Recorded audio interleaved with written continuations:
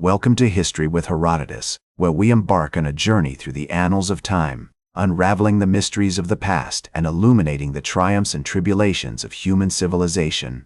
Today, we set our sights on the captivating tale of the rise of the Japanese Empire, a saga that would forever alter the course of East Asian history.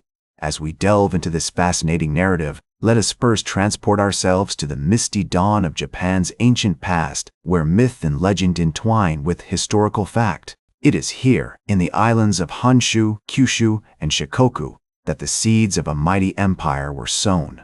The Japanese archipelago, nestled in the vast expanse of the Pacific Ocean, was home to a diverse array of indigenous peoples, each with their unique culture, language, and traditions.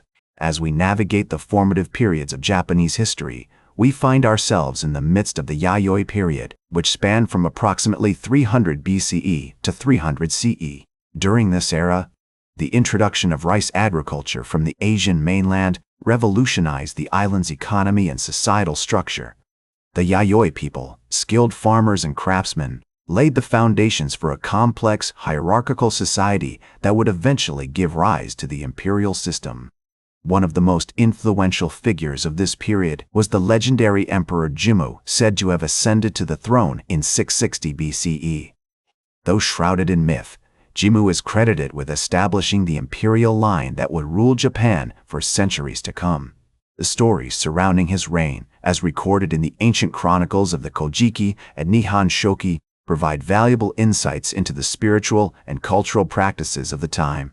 As we progress through the centuries, we arrive at the Kofun period, marked by the emergence of large burial mounds known as kofun, which dotted the landscape. These imposing structures, often adorned with intricate ceramics and metalwork, served as testaments to the wealth and power of Japan's early elite.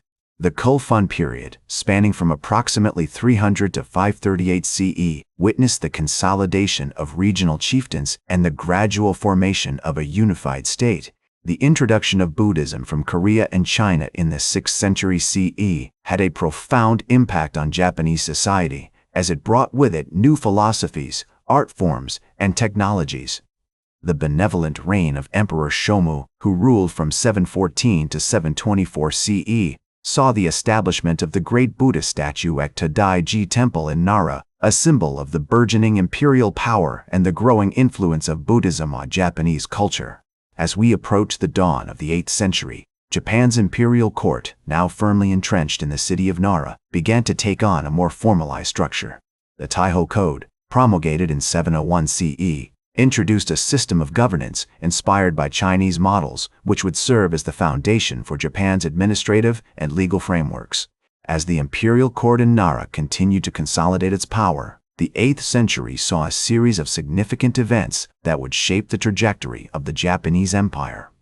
One such event was the reign of Emperor Shomu's daughter, Empress Koken, who ascended to the throne in 749 CE and ruled until 758 CE.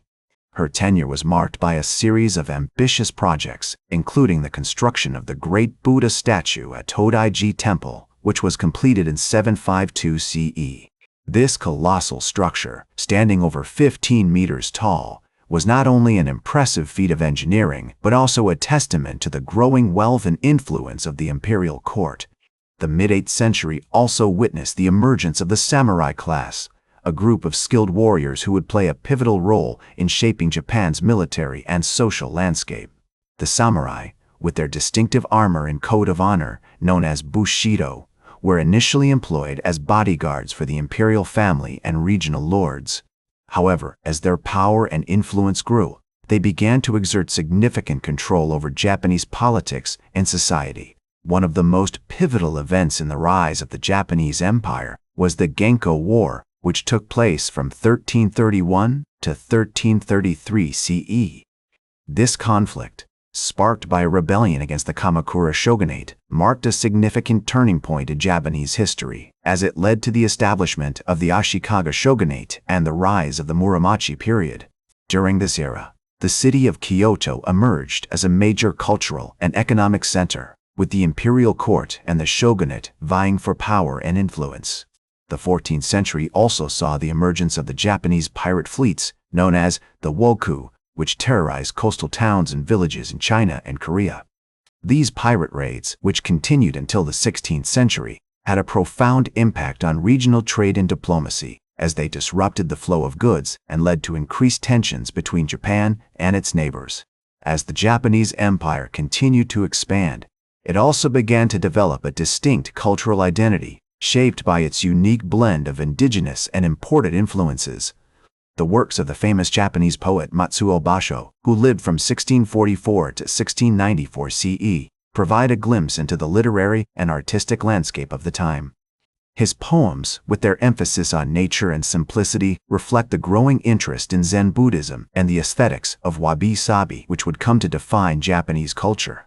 The 16th century saw the rise of the great daimyo, or feudal lords, who controlled vast swaths of territory and wielded significant military power.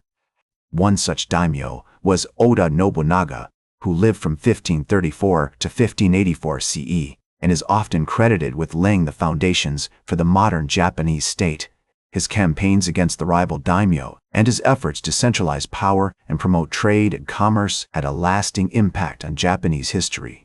As the 16th century drew to a close, the Japanese Empire was on the cusp of a new era, one that would see the rise of the Tokugawa shogunate and the unification of the country under a single ruler. Oda Nobunaga's successor, Toyotomi Hideyoshi, continued his predecessor's work, launching a series of military campaigns against the remaining daimyo and consolidating power in the hands of the central government. However, it was Tokugawa Ieyasu, who emerged victorious from the Battle of Sekigahara in 1600, that would ultimately establish the Tokugawa shogunate, which would rule Japan for the next 2.5 centuries. The Tokugawa period, also known as the Edo period, was marked by a rigid social hierarchy, with the shogun at the top and the daimyo and samurai below him. The city of Edo, modern-day Tokyo, became the center of Japanese politics and culture, and the country experienced a period of relative peace and stability known as the Pax Tokugawa. This era saw the development of a unique Japanese culture, with the emergence of ukiyo-e woodblock prints, kabuki theater, and the works of the great Japanese poet Matsuo Basho. However, the Tokugawa shogunate's isolationist policies, which closed Japan off to the rest of the world, would ultimately prove to be its downfall. The arrival of American Commodore Matthew Perry in 1853, with his fleet of black ships, marked the beginning of the end of Japan's isolation and the start of a new era of modernization and westernization. The Meiji Restoration of 1868, which overthrew the Tokugawa shogunate and restored imperial rule, would see Japan emerge as a major world power with a constitutional monarchy, a modern military, and a rapidly industrializing economy. As the Japanese Empire expanded its borders, it also began to leave its mark on the world. The country's unique culture, which had developed over centuries, would influence art, literature, and film around the globe. As the great Japanese filmmaker Akira Kurosawa once said, "The role of the artist is exactly the same as the role of the poet, to illuminate the darkness, to make the invisible visible." Japan's rise to prominence on the world stage was a testament to the power of its culture and its people. Today, the rise of the Japanese Empire is remembered as a pivotal moment in world history, one that saw the emergence of a unique and fascinating culture. The legacy of this period can be seen in the many historical sites, museums, and cultural institutions that dot the Japanese landscape.